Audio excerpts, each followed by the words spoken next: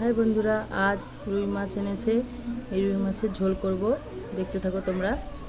এসেছি, এখন কড়াইয়ে তেল দিয়ে দিচ্ছি মাছ ভাজার জন্য। লবণ দিয়ে দিচ্ছি, হলুদ দিয়ে দিচ্ছি, মাখায় নিব। মাছগুলো ছেড়ে দিচ্ছি।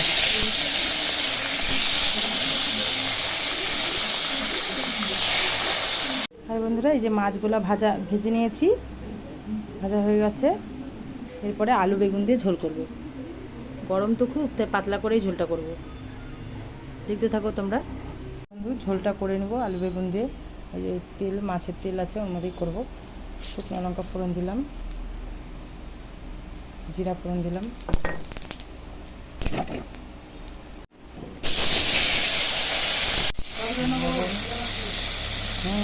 হলুদ।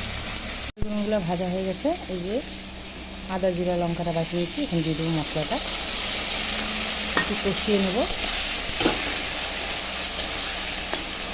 মশলা দিয়ে কষানো হয়েছে, এখন ঝোল দিয়ে দেবো। ঝোলটা ফুটে গেছে, এখন মাছগুলো দিয়ে দিচ্ছি।